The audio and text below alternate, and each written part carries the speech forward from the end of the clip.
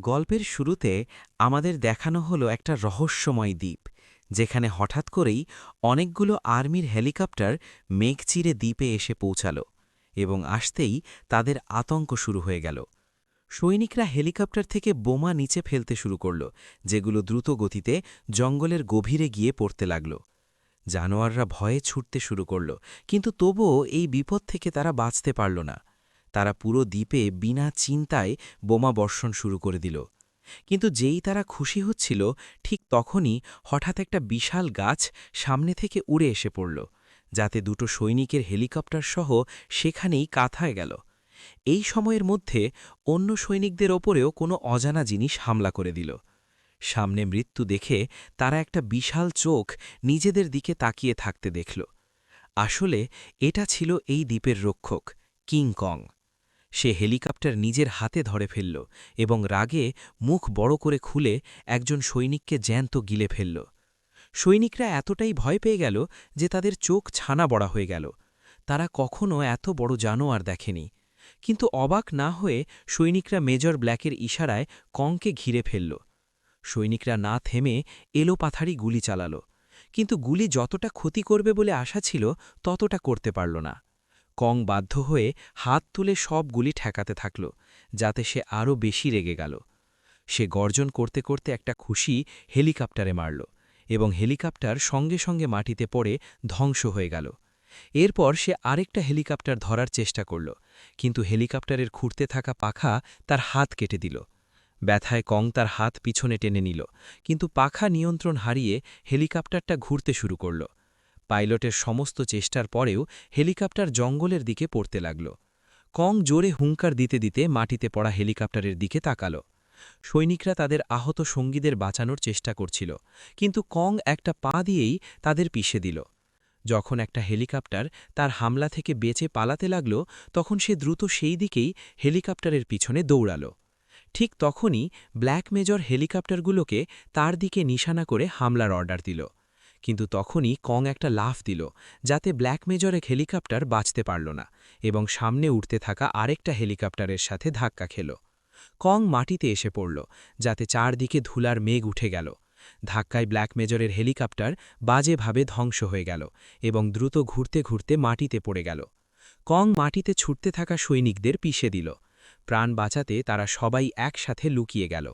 কিন্তু বিজ্ঞানীদের ভয় ছিল যে কোথাও তারা বিপদে পড়ে না যায়, তাই তারা সঙ্গে সঙ্গে সেখান থেকে পালিয়ে গেল। কিন্তু সেই সৈনিক তাদের সাথে পালানোর আগেই কং তাকে এবং তার কাছের সরঞ্জামকে একসাথে হাওয়ায় ছুড়ে দিল এবং দুর্ভাগ্যবশত সৈনিক সরাসরি একটা হেলিকপ্টারে গিয়ে ধাক্কা খেল। সৈনিক পাখায় আটকাতেই তার শরীর টুকরো টুকরো হয়ে গেল। রক্তমাখা পরিবেশে হেলিকপ্টারটাও নিয়ন্ত্রণ হারিয়ে জঙ্গলে পড়ে গেল। কিন্তু ভাগ্যক্রমে মেজর কোনোভাবে বেঁচে বেরিয়ে এলো। যখন সে ঘাবড়ে হেলিকপ্টার থেকে বাইরে আসলো, তখন সেই হেলিকপ্টারে আটকে পড়া তার সঙ্গীকে কং এক ঝটকায় তুলে নিল এবং মেজর শুধু অবাক হয়ে দাঁড়িয়ে রইল। কং হেলিকপ্টার তুলে অন্যটার ওপর দিয়ে মারল। অর্ধেক অংশ নিশানায় লাগল, যাতে হেলিকপ্টার থেকে ধোঁয়া বেরোতে লাগল এবং সেটা বেকাবু হয়ে গেল। রাগে কং লাফ দিয়ে আরেকটা হেলিকপ্টার ভেঙে দিল এবং অন্যটা হাতে ধরে নিল। একটা ঘুরিয়ে সেটাকেও ধ্বংস করে দিল। হেলিকপ্টারগুলো তার হাতে যেন কাগজের তৈরি ছিল। সে সেগুলোকে অনায়াসেই চুরচুর করে দিতে লাগল। মেজর রাগে তাকে দেখছিল, তার নিজের চোখকে বিশ্বাস হচ্ছিল না। কিন্তু আসলে ভুলটা মেজরেরই ছিল, কারণ কিছুক্ষণ আগে মেজরের কথাতেই বিজ্ঞানীদের একটা টিম লক্ষ লক্ষ বছর ধরে লুকিয়ে থাকা স্কাল আইল্যান্ড খোঁজার জন্য এগিয়ে আসছিল। গবেষকদের মতে স্কাল আইল্যান্ড এই বিশাল ঝড়ের ভেতরেই লুকিয়েছিল। তাই এক মুহূর্ত না হারিয়ে ব্ল্যাক মেজর তার টিম নিয়ে হেলিকপ্টার উড়িয়ে সরাসরি ঝড়ের দিকে এগিয়ে গেল। শেষ পর্যন্ত হেলিকপ্টার মেঘ চিরে বাইরে বেরিয়ে এলো এবং তাদের সামনের দৃশ্য একেবারে পরিষ্কার হয়ে গেল। এখন তারা একটা খোলা পরিষ্কার আকাশে পৌঁছে গেছে।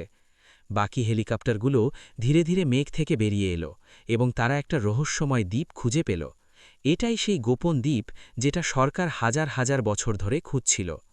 দূর দূর পর্যন্ত পাহাড় ছড়িয়েছিল এবং দৃশ্য ছিল অত্যন্ত সুন্দর।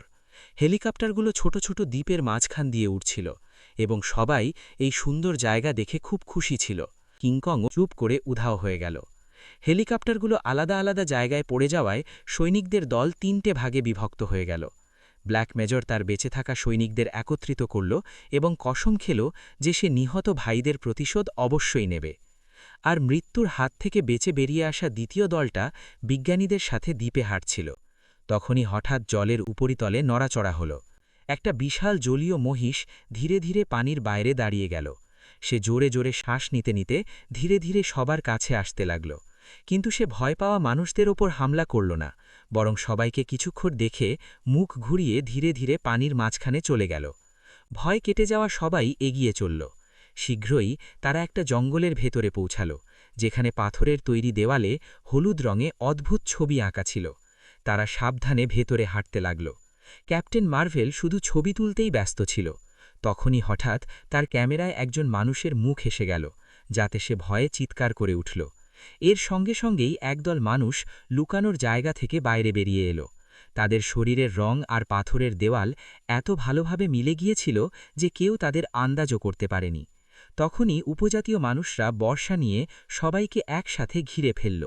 এই অদ্ভুত মানুষগুলোকে দেখে লোকির টিমও এক মুহূর্তের জন্য গুলি চালানোর সাহস করতে পারল না, যতক্ষণ না কিছু মুখিয়া ধরনের মানুষ ভেতরে না এলো।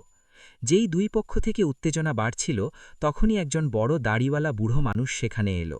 সে হিন্দিতে বোঝাতে বোঝাতে সবাইকে অস্ত্র রাখতে বলল, কিন্তু তারা অবাক হয়েছিল যে সে হিন্দি কিভাবে বলছে। তখন সে সবাইকে বলল যে সে আর একজন জাপানি পাইলট 28 বছর আগে হেলিকপ্টার দুর্ঘটনার পর এই স্কাল আইল্যান্ডে আটকে পড়েছিল এবং তখন থেকেই এখানেই থাকছে। এরপর সে তাদের উপজাতীয় বস্তির কাছে নিয়ে গেল, যেখানে পানির ওপরে তৈরি একটা বিশাল সেতু রাস্তা আটকে রেখেছিল। সবার মনে হল এই সেতু কিংকংয়ের হামলা ঠেকাতেই তৈরি। সে সবাইকে নিয়ে উপজাতির মুখিয়ার সাথে দেখা করালো এবং মুখিয়া তাদের এখানে কিছুদিন থাকার অনুমতি দিল। তাই সে লোকির টিমকে উপজাতীয় মানুষদের পবিত্র স্থানে নিয়ে গেল, যেখানে সারিবদ্ধভাবে পাথরের খুঁটি গাঁথা ছিল। এই পাথরের খুঁটিতে খোদাই করা গল্পের মাধ্যমে সবার জানা হল যে আসলে কিংকং এই দ্বীপের রক্ষক। সেই সব সময় এই দ্বীপের রক্ষা করে আসছে এবং তাদের নানা রকম দানব থেকে বাঁচিয়ে আসছে। এখানকার উপজাতীয় মানুষরা কিংকংকে দেবতা মানে। সে একাই থাকে এবং নিঃশব্দে এই রহস্যময় দ্বীপকে অনেক বছর ধরে রক্ষা করে আসছে। পাশাপাশি তার ওপরে একটা বিপজ্জনক দায়িত্বও আছে, আর সেটা হলো এখানে মাটির নিচে থাকা হিংস্র গিরগিটিগুলোর ওপর নজর রাখা। কিন্তু সম্প্রতি মানুষের বোমার বিস্ফোরণ মাটির নিচে ঘুমন্ত সেই গিরগিটিগুলোকে জাগিয়ে তুলেছিল এবং শীঘ্রই তারা এই দ্বীপের জন্য হুমকি হয়ে উঠতে চলেছিল। আর লোকি এবং তার টিমকে যত তাড়াতাড়ি সম্ভব তাদের বিচ্ছিন্ন সঙ্গীদের কাছে পৌঁছাতে হবে। তাই দাড়িওয়ালা লোকটা তাদের হেলিকপ্টার থেকে তৈরি জাহাজের কাছে নিয়ে গেল। কিন্তু ক্যাপ্টেন মার্ভেল ফটোগ্রাফিতে মগ্ন ছিল। সে দেওয়ালের বাইরে আওয়াজ শুনল এবং সেই উঁচু কাঁটাওয়ালা দেওয়ালের বাইরে গেল, যেটা সেই গিরগিটিদের থেকে সুরক্ষার জন্য তৈরি ছিল। সে দেখল যে একটা বড় মহিষ একটা হেলিকপ্টারের নিচে চাপা পড়ে আছে এবং ব্যথায় ছটফট করছে। সে মহিষের কাছে গেল। সে হেলিকপ্টার সরানোর চেষ্টা করল যাতে সেই বেচারা মহিষকে বাঁচাতে পারে, কিন্তু সে জানত না যে সেই হেলিকপ্টার নাড়াতেও পারবে না। যেই সে জোর লাগাচ্ছিল, হঠাৎ হেলিকপ্টার ওপরে উঠে গেল। ক্যাপ্টেন মার্ভেল অবাক হয়ে ওপরে তাকাল। মহিষ এখন সহজেই দাঁড়িয়ে গেল। যে হেলিকপ্টার সে পুরো শক্তি দিয়েও নাড়াতে পারেনি, সেটা এখন কিংকংয়ের হাতে ছিল। সে শুধু এমনিই দাঁড়িয়েছিল, যেন কোনো বিশাল পর্বত। কিন্তু যেই কং ঘুরে চলে যাচ্ছিল, তখনই আরেকটা দুর্ঘটনা ঘটে গেল। যখন একজন সৈনিক মাথা উঁচু করে পানি পান করছিল, তখনই হঠাৎ তার চোখ ছানা বড়া হয়ে গেল এবং তার পানির বোতল মাটিতে পড়ে গেল। সবাই পেছনে ফিরতেই একটা বাঁশের ডান্ডা সরাসরি তার মুখ দিয়ে আর পার হয়ে গেল। আসলে এটা কোনো সাধারণ বাঁশ ছিল না, বরং বাঁশের মতো লম্বা পাওয়ালা একটা বিশাল মাকড়সা ছিল। যেই মাকড়সা পা টেনে নিল, তখনই সবার আসল বিষয় জানা হলো, কিন্তু ততক্ষণে দেরি হয়ে গেছে। সৈনিকদের গুলি থেকে বাঁচতে মাকড়সা তার জিভ দিয়ে একজন সৈনিককে ওপরে টেনে নিল। পাশে দাঁড়ানো সঙ্গীরা নিজেদের লোকের গায়ে গুলি লাগার ভয়ে কিছুই করতে পারল না। সৈনিক ঘাবড়ে চাকু দিয়ে জিভ কেটে ফেলল এবং সবাই সঙ্গে সঙ্গে তলোয়ার বের করে মাকড়সার পায়ে আঘাত করতে শুরু করল। আহত মাকড়সা টলমল করতে করতে জিভ দ্রুত দ্রুত টেনে নিতে লাগল। তখনই সৈনিক জিভ কেটে নিজেকে ছাড়িয়ে নিল। ব্ল্যাক মেজর সঙ্গে সঙ্গে মাকড়সায় গুলি চালানোর হুকুম দিল। সবার একসাথে হামলায় বড় মাকড়সার বুক গুলিতে ছেঁকা হয়ে গেল এবং তার বিশাল শরীর হঠাৎ নিচে পড়ে গেল, যাতে মাটি জোরে কেঁপে উঠল। কিন্তু মাকড়সা এখনও পুরোপুরি মরেনি, তাই ব্ল্যাক মেজর তার পিস্তল বের করে তাকে চিরতরে ঘুম পাড়িয়ে দিল। ওদিকে একজন বিচ্ছিন্ন সৈনিক নদীতে মুখ ধুচ্ছিল। তখনই সে হঠাৎ একটা আওয়াজ শুনল এবং কিংকং বিনা সতর্কতায় তার সামনে এসে গেল। সেই বিশাল জানোয়ারকে দেখে সৈনিক ভীষণভাবে ঘাবড়ে গেল। কিংকং ধীরে ধীরে তার বিশাল মাথা ঘোরাল এবং তীরের দিকে এগোতে লাগল। সৈনিক ভয়ে সঙ্গে সঙ্গে পেছন ফিরল এবং একটা বড় পাথরের পেছনে লুকিয়ে গেল। স্পষ্ট ছিল যে কিংকংয়ের এই ছোট্ট মানুষটার সাথে কোনো শত্রুতা ছিল না। সে লড়াইয়ে আহত তার বাহু ছুঁয়ে দেখল। তারপর সে এক মুঠো পানি তুলে পান করল। কিন্তু তখনই হঠাৎ কংয়ের চোখে কিছু পড়ল। সে পানি থেকে একটা গোলাপি রঙের অক্টোপাস টপ করে ধরে নিল। এই অক্টোপাসটা সত্যিই বেশ বড় ছিল, কিন্তু সে কংকে বিভ্রান্ত দেখে সঙ্গে সঙ্গে তার বাহু ছড়িয়ে দিল এবং সুযোগ পেয়েই কিংকংকে শক্ত করে জড়িয়ে ধরল, যেন সে তাকে সেখানেই শেষ করে দিতে চাইছিল। তখনই কং তার পাকড় ছুড়িয়ে জোরদার আঘাত করল এবং অক্টোপাসকে এক ঝটকায় চিৎ করে দিল। তারপর কং তার একটা বাহু ভেঙে কাঁচাই চিবিয়ে খেয়ে নিল। খাওয়ার এই ধরন দেখে লুকিয়ে থাকা সৈনিক হতবাক হয়ে গেল। পেট ভরে যাওয়ার পর কিংকং বাকি অক্টোপাসটা রাতের খাবারের জন্য সাথে নিয়ে গেল। লড়াইয়ের পর সৈনিক ঘন জঙ্গলে একটা শুকনো লাঠিতে বসে মেজরের সাথে যোগাযোগ করার চেষ্টা করতে লাগল, কিন্তু ব্যাটারি শেষ হয়ে যাওয়ায় ওয়াকিটকি বন্ধ ছিল। সে এগিয়ে যাওয়ার কথা ভাবছিলই, তখনই হঠাৎ লাঠিটা নড়তে লাগল। সৈনিক ভয়ে মাটিতে গড়িয়ে পড়ল। পেছনে ফিরে দেখল সেই শুকনো লাঠিটা একটা বিশাল ফড়িং হয়ে গেছে, যেটা তার দিকে ধেয়ে আসছে। সৈনিক সঙ্গে সঙ্গে বন্দুক তুলে গুলি চালিয়ে দিল, যাতে ফড়িংয়ের শরীর থেকে কাঠের গুঁড়া উঠতে লাগল। গুলির বৃষ্টিতে ফড়িং সংকুচিত হয়ে আবার গাছের ভেতরে সিটিয়ে গেল। যখন সৈনিক গুলি বন্ধ করল, তখন ফড়িং তার মাথা পুরোপুরি ভেতরে টেনে নিয়েছিল এবং ধীরে ধীরে পিছিয়ে তার থেকে দূরে চলে গেল। সৈনিক তখনও ঠিকমতো শ্বাস নিতে পারেনি। তখনই সে তার পিঠের পেছনে কিছু একটা অদ্ভুত অনুভব করল, কিন্তু এখন অনেক দেরি হয়ে গেছে। ব্ল্যাক মেজর সৈনিকদের নিয়ে এগিয়ে চলল। তারা একটা জলাভূমির এলাকা পার হলো। তখনই সে দেখল সামনে একটা গাছে একটা অদ্ভুত পাখি বসে আছে। যখন সে সেই পাখির মুখ ভালো করে দেখল, তখনই সে তাকে গুলি করে দিল। যেই গুলির আওয়াজ গুঞ্জন করল, গাছের সব পাখি ভয়ে উড়ে গেল এবং কালো মেঘের মতো পুরো আকাশ ছেয়ে গেল। যখন তারা নিরাপদে জলাভূমি পেরিয়ে একটা খোলা এলাকায় পৌঁছালো, তখন সামনে পাহাড়ের পাথরে একটা বিশাল রক্তমাখা থাবার চিহ্ন দেখা গেল। এত বড় হাতের চিহ্ন শুধু কিংকংই রাখতে পারে। ব্ল্যাক মেজার বুঝে গেল যে তারা সঠিক দিকেই পিছু নিচ্ছে। তারা কিংকংয়ের বিশাল পায়ের ছাপ দেখে দেখে এগিয়ে চলল। শেষ পর্যন্ত তারা বিচ্ছিন্ন বিজ্ঞানীদের সাথে মিলিত হল। ব্ল্যাক মেজর ঠিক করল যে তারা সেই সঙ্গীকে খুঁজে বের করবে যে এখনও নিখোঁজ, কিন্তু তারা এখনও জানত না যে কঙ্কাল গিরগিটি তাকে আগেই মৃত্যুর ঘাটে পাঠিয়ে দিয়েছে। সবাই কঙ্কাল গিরগিটিদের একত্রিত হওয়ার নদীর তীরের দিকে এগোতে লাগল, কিন্তু যখন তারা সেখানে পৌঁছালো, তখন তারা উপত্যকার ভেতরে সর্বত্র ছোট বড় কঙ্কাল ছড়িয়ে পড়ে থাকতে দেখল। দাড়িওয়ালা লোকটা তাদের বলল যে এই কঙ্কালগুলো কিংকংয়ের মা বাবার, যাদের ঘুমন্ত কঙ্কাল গিরগিটির নেটা মেরে ফেলেছিল। তার আকার কিংকংয়ের চেয়েও বড়। একবার সে জেগে উঠলে সবার মরা নিশ্চিত, তাই সে সবাইকে ফিরে যেতে বলল। কিন্তু এই সময়ে ব্ল্যাক মেজরের সম্পূর্ণ মনোযোগ ছিল তার সঙ্গী খুঁজে পাওয়ার ওপর। সে দাড়িওয়ালার সতর্কতার পরোয়া না করেই তার সঙ্গীদের নিয়ে ভেতরে ঢুকে গেল। উপত্যকার মাঝখানে অনেক বিশালকায় জানোয়ারের কঙ্কাল পড়েছিল। তখনই কুয়াশার মাঝে তারা একটা বিশাল থাবার চিহ্ন দেখল, যাতে স্পষ্ট ছিল যে এখানে আরও বড় প্রাণী আছে। যত তারা ভেতরের দিকে এগোতে লাগল, কুয়াশা আরও ঘন হতে লাগল এবং চারদিক থেকে ভয়ানক চিৎকার শোনা যেতে লাগল। সবাই ঘাবড়ে পালিয়ে গেল এবং আশেপাশের বিশাল হাড়ের পেছনে লুকিয়ে কাঁপতে লাগল। তখনই একটা বড় কঙ্কালের মতো গিরিগিটি কুয়াশা থেকে রেঙে বাইরে এলো। সে তার লম্বা জিভ বাইরে বের করে শিকার খুঁজতে লাগল। আসলে এটাই ছিল সেই কিংকংয়ের সমান আকারের গিরগিটি যে অক্লান্তভাবে কংয়ের পেছনে লেগেছিল। যখন সবাই পাথরের পেছনে লুকিয়েছিল, তখন সেই কঙ্কাল গিরগিটি একটা তাজা মানুষের কঙ্কাল উগলে দিল। তার ওপরে লাগানো নামের ট্যাগ থেকে জানা গেল এটা সেই সৈনিক যাকে তারা খুঁজছিল। যখন সবাই কুয়াশার সুযোগ নিয়ে চুপ করে গিরগিটির নাগাল থেকে বেরিয়ে যাচ্ছিল, তখনই সে মানুষের গন্ধ পেয়ে একজনকে শিকার বানিয়ে নিল। সবাই কঙ্কাল গিরগিটির ওপর গুলি চালানো শুরু করল, কিন্তু সে শিকার গিলে পালিয়ে গেল। মেজর মেশিনগান মোতায়েন করার আদেশ দিল এবং সৈনিক প্রস্তুত হল। সবাই ভয়ে তার ফিরে আসার অপেক্ষা করতে লাগল। দাড়িওয়ালা বিপদ বুঝে সঙ্গে সঙ্গে তলোয়ার তুলে নিল এবং তখনই গিরগিটি তার ওপর ঝাঁপিয়ে পড়ল।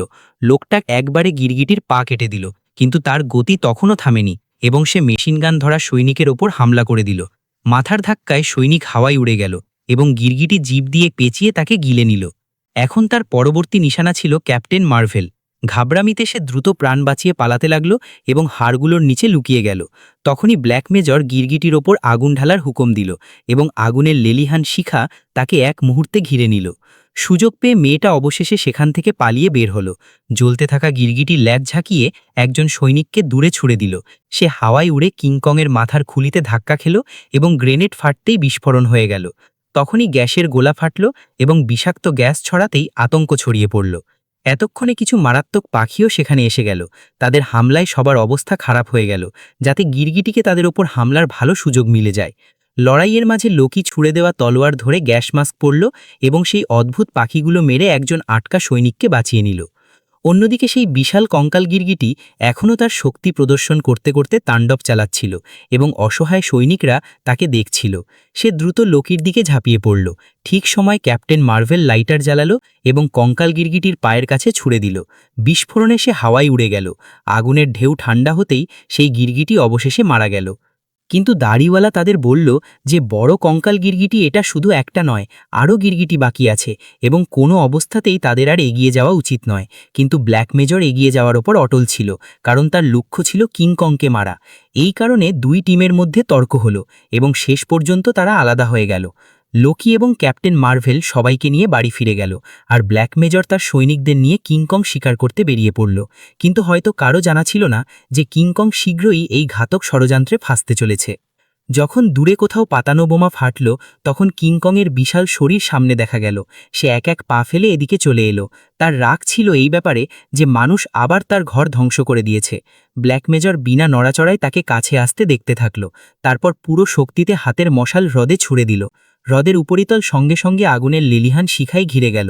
কিংকং ভয়ঙ্কর আগুনের ঘেরে আটকে গেল এবং জোরদার বিস্ফোরণের আওয়াজ গুঞ্জরিত হল।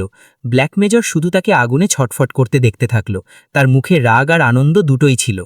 যখন সবার মনে হলো যে কিংকং জ্বলে মরে গেছে, তখনই আগুনের মাঝ থেকে গর্জন করতে করতে কিংকং হাত ঘুরিয়ে একজন সৈনিককে হাওয়ায় ছুড়ে দিল।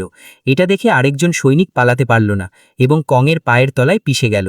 আহত কং নিজেকে সামলানোর চেষ্টা করল, কিন্তু সে ধীরে ধীরে মেজরের সামনে পড়ে গেল। ব্ল্যাক মেজর সৈনিকদের কংয়ের ওপর শেষ আঘাত করার আদেশ দিল। এই সময়ের মধ্যেই লোকি এবং তার টিম সেখানে পৌঁছে গেল। তারা ব্ল্যাক মেজরকে কিংকং মারা থেকে থামাতে এসেছিল। ব্ল্যাক মেজরের কিছু সঙ্গী যারা কিংকংকে মারতে চাইছিল না, তারা এখন লোকির সাথে হয়ে গেল। তখনই হ্রদের উপরিতল থেকে একটা তীব্র আওয়াজ এলো এবং 40 মিটারেরও বেশি লম্বা একটা বিশাল কঙ্কাল গিরগিটি আবির্ভূত হলো। সে তার শরীর মুচড়ে দিল, মাথা উঁচু করল এবং জোরদার হুঙ্কার ছাড়ল। সবাই সঙ্গে সঙ্গে পালাতে লাগলো, কেউ থামার সাহস করল না।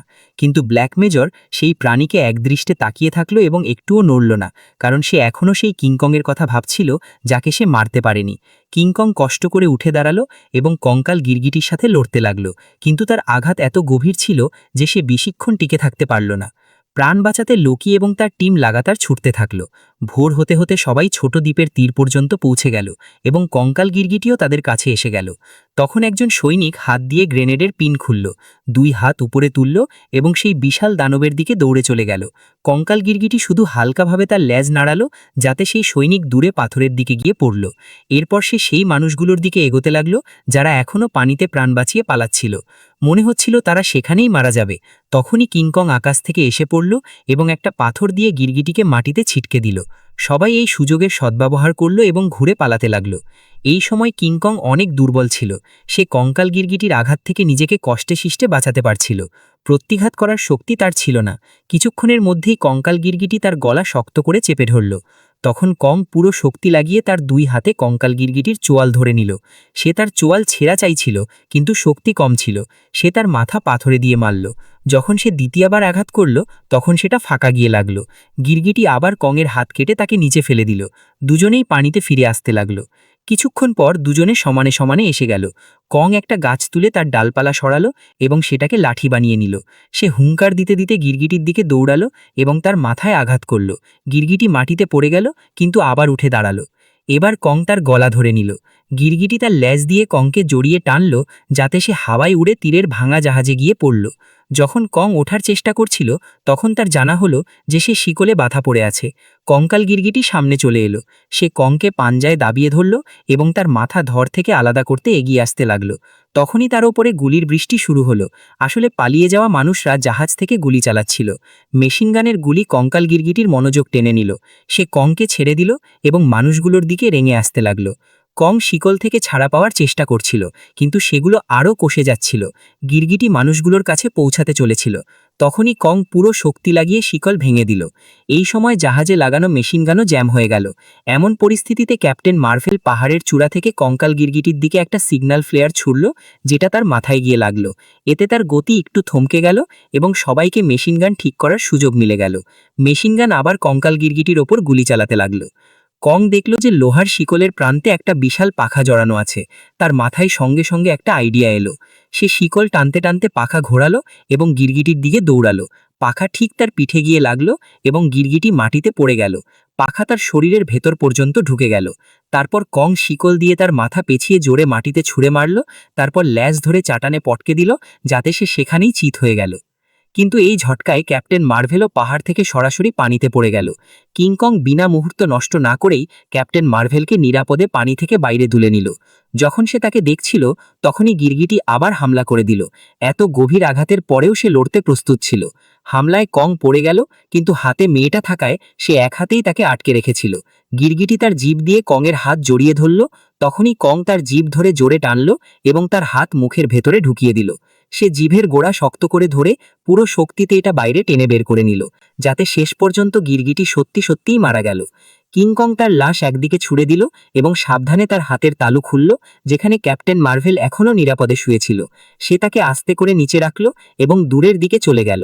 লোকি এবং ক্যাপ্টেন মার্ভেল শুধু তাকে দূরে চলে যেতে দেখতে থাকল। শীঘ্রই সব মানুষ এই দ্বীপ ছেড়ে চলে গেল, কিন্তু কিং এখনও এই দ্বীপের রক্ষা করে চলেছে। ভিডিও ভালো লাগলে লাইক করুন, আর হ্যাঁ, শুনুন, যত মুভির এক্সপ্লেনেশন বাংলায় চান কমেন্টে লিখুন। পরবর্তী 2 থেকে 4 দিনের মধ্যে এসে যাবে। আপনার চাওয়া ভিডিওটি, এর জন্য সাবস্ক্রাইব করুন। পরের ভিডিওতে দেখা হবে।